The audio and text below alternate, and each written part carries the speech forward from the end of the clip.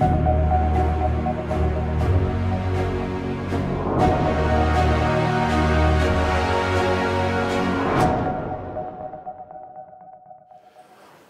ladies and gentlemen, we're back for our afternoon session. Hope you've had a nice lunch and are ready to attend this important panel on the future of conservatism. We've given a lot of thought about how to organize these 4 days. We want to also send you hopeful messages about the future. It's not always easy winning the battles in the political arena. I'm pleased that we have a member of the Polish parliament, the same Mr. Płażyński, who's just joined us and arrived from Poland. So welcome and thank you for making the trip here. So,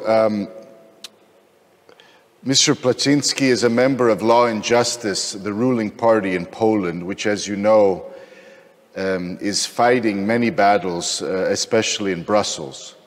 I think we in Croatia can learn many lessons from this. It's very, I would say, revealing how the European Union works and treats certain members. And I would say many of the elites in Brussels have not drawn the lessons from Brexit.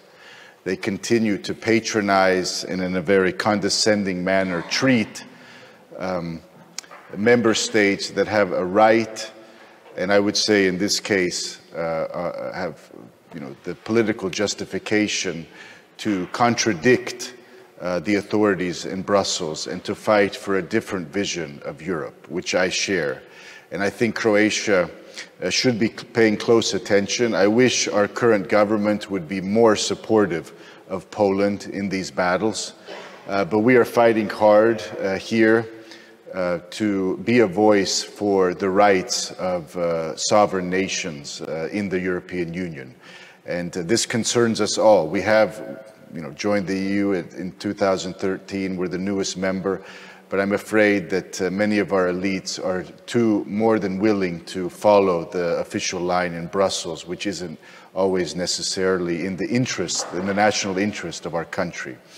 So we're looking forward to this discussion. We have a distinguished panel, along with our Polish friend and member of parliament. We have 3 distinguished speakers. You've already met John and Mario earlier today. We have also with us Hannes from Iceland, who's a distinguished professor of political philosophy, has published widely on the relationship between liberalism, classical liberalism, conservatism in Europe. I hosted him recently in Zagreb at our free market roadshow, which was well attended. So I'm pleased that you're back with us, Hannes, here in Split.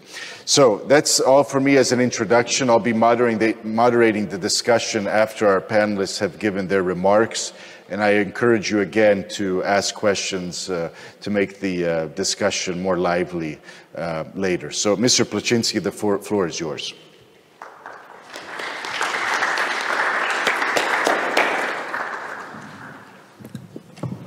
Well, thank you very much for your kind invitation. I didn't know that I am going to have a speech, so please just tell me if I'm too long. My friends, what to say? Just a few minutes ago, I've got this info that I should talk about some kind of perspective of future of Europe. Actually, I was also appointed by Marshal Witek of Polish Sejm to be this guest to this Future of Europe conference. I don't know, do you reckon? There was such quite big institution in Strasbourg a few months ago.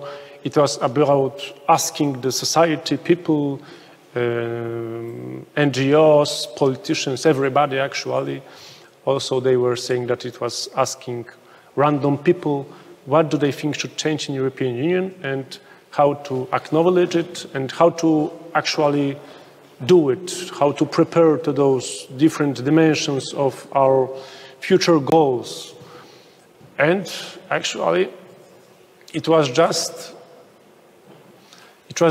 in the middle of this discussion, will Russia put the second phase of war in Ukraine in action? By second phase, I mean, this large attack, this full-scale attack, because the war is ongoing from 2014, as you very well know. And actually, even though it was just a month or two before this big attack, the security of Europe, the cooperation with NATO, how should we treat Russia in future? Should we do business with them? Should we be still dependent on gas, on oil from Russia? It wasn't there. There were just few persons, few politicians that were going to put these issues on the agenda, but nobody wanted to discuss about that actually. So when we talk about the future of Europe, first of all, we need to just understand that nothing happens without reason. Even though the future perspective at that time was that there will be war on the border with NATO countries, with European Union countries, nobody cared, or at least nobody seemed to care about it. So it's not like Western countries, especially Western European countries, didn't know how Russia acts. It's not like we didn't know what happened in the first, second Chechnya war. It's not like we didn't know what happened in Georgia 2008, in Syria, destroying whole cities. We were prepared. In 2014, at that time also European Union countries, knew exactly what Russia is. Just the bloody money was more important than human lives.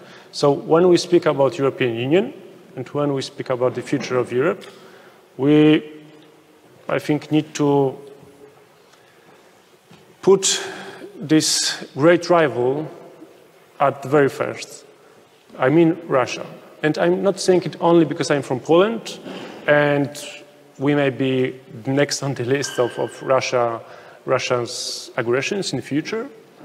But I'm saying that because lots of money, what is actually kind of publicly said already, loads of money is going west from Russia, not only creating legal business, but just to influence politicians, just to influence their politics. There were really like hundreds of Russian lobbyists, and actually I still believe they are in Brussels making their key points in policy making of Russia.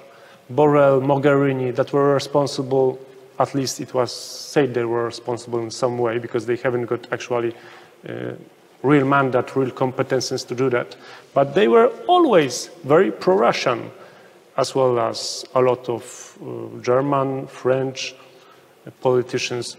Actually, surely you know that, but I just don't know at what grounds they come here. I know that you fellows probably know it very well, but I see that the crowd is also made from younger people. But, you know, there were councillors, prime ministers, ministers, like really high-rank officials from left side, right side. They were, after ending their political career, starting to work for Russia from many different countries. Finland, Spain maybe not, I'm not sure. Netherlands, Germany, France, really a lot of them.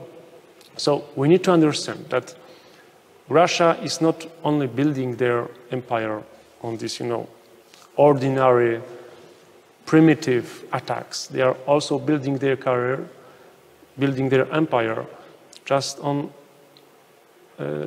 buying politicians in Europe. So first of all, if we want to have safe in Europe, if we want to have peace in Europe and making European economy competitive towards India, China, also USA, we need to stick together, sure. I am for, like, 10 fingers above for that. But we need to understand that we just need to cut off some of the dragon's heads that are just manipulating our societies, our economies. They are doing that really every day, and they are doing it for many, many years, because just democracy is very vulnerable when you have a dictatorship on the other side. So this is the one thing that I think we need to discuss when we are talking about the future of Europe. Without acknowledging what is going on and without fighting it seriously, we will lose this war. We will lose this war also if we will get too much attached to China. This is another great goal of ours that we do not speak so loudly maybe in everyday politics. Because China, we know what's going on in China.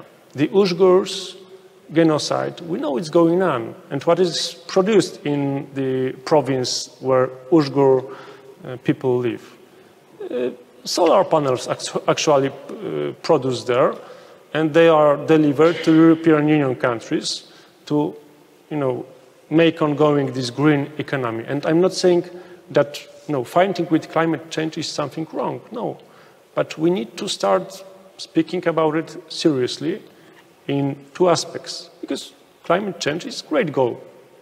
I don't know, are you climate skeptics or not, but from my perspective, even if it's not true, but I think it's true, and that we can influence the climate change, we won't change the dogmas of how the economies are actually right now going forward towards zero emission industries. We won't just change it because it's a course that is going all over the world. In Europe, it's like on the first position. In other countries, on the second or third, but it is going on. So we need to think about it, how to do it, without still putting pressure on Russia, and also to make European economy still competitive, because without its competitiveness, we will just lose, and in the future years, we'll just get, crushed by other empires in this world. So there is one solution, and I'm very specific about that. I'm always underlining it, because it's one thing that Russians were trying to do in European Union countries for a long, long time, and they succeed in some ways, especially in Germany, also a little bit in France. But, well, we just need to say stop to this. We need to invest in nuclear power stations. Nuclear is zero emission. Nuclear is, longer period of time, is much more, it's cheap energy. That's the truth. And also investing in nuclear energy, you invest in your society, bringing people that are very well paid, bringing initiative in technology, etc. And why did the Germans stop? Why did Schroeder stop investing in nuclear technology, withdrawing from that energy sector? Well, today we know why did he stop, right? Because he's on the payroll of Russian government. Why did Angela Merkel didn't stop this madness from withdrawing from nuclear energy? Well, I don't know why. Maybe because she believed that you can be a hub for Europe and just sell the cheapest gas in Europe and make great living of that for Germans. I'm pretty sure that was the agenda. That was the agenda going in accordance with Energiewende, with those, strategy of Germany building energy sector based on gas and green energy from solars, from the windmills, etc. But we know that, and I'm finishing. Today we know one thing, that the leadership of Germany, of France, and the leadership that was based not on Le Pen, not on Alternative für Deutschland, which I actually don't like, but the main course, this, you know, these goals that were put together and were showing the others how Europe should act, which way should we go, and also the countries that were saying we need to be more dependent on Russia, and we just need to do immoral as well business with them. Those were the mainstream parties. Actually, for the last 20-25 years, in the 5 biggest economies in European Union countries, 5 biggest economies in European Union, it wasn't ruled by ECR, by, you know, hard left or hard right, or I would say like common sense parties, like ECR. It was ruled by Schroeder, it was ruled by Merkel, it was ruled by Jacques Chirac, it was ruled by Berlusconi, it was ruled by Rutte, etc. They are all from the mainstream parties, and they are responsible for what is going on today in Russia. They are responsible for what is going on with European economy going, well, down right now. So, my friends, it's not the question, should we stay in the same basket for a longer time? No, we just need to move on. We just need to understand. I think people start to understand, especially in Poland, that the leadership of Germany, of these main powers that we are used to in Europe, is just corrupted, it's just wrong, and it was disaster for Europe. And what I see after the victory of Giorgia Meloni in Italy, also ECR and other right-center parties in Sweden, I would say that I can see what was going on. I think it could a little bit, I see some remarks. I see the half of the 19th century and coming back, you know, to power the nations in Europe, which are fighting for rights, for common sense, for morality, ethics, and just normal living. So hopefully we are changing this agenda right now in the European Union. We are getting tougher and tougher. Hopefully we will stick together, because it's, you know, it's easy for Giorgia Meloni, which I really admire. I had the chance to meet her, and she is, well, unusual strong woman. I really think so. And I think she's capable of changing things in Italy in a real way. But hopefully, we, the conservatives in Europe, we will stick together. It won't be like for this short period, short horizon in Italy of maybe, you know, starting to just withdrawing from the ideas that were declared publicly until they won, that they will stick with it, and that we, the conservatives here in Europe, we will stick together, because what we are still, I think, learning, and what is getting better and better, at least, is that socialists and other powers in European Union, they were able to creating like these large international families. We conservatives, we look at politics of, you know, we look at it as helping especially our citizens, patriots from our countries. And it's normal, because I represent Poland, right? You represent Croatia, you represent Great Britain, etc. But we, I think, we've started to understand that the world changed, and we just, to make a good living not only in our countries but in the continent, we just need to stick together and share our values, share our techniques of fighting in politics, and just be solidarity with each other. And final sentence, I would say that we need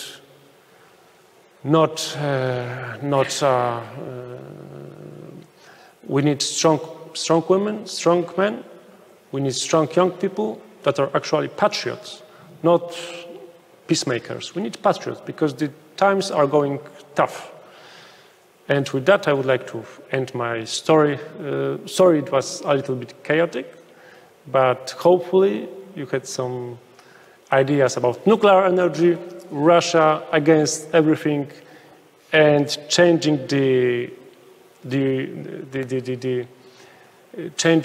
goals, the course in Europe from Germany to the others, to make like more serious national-wide Europe, which we very much need today. Thank you very much.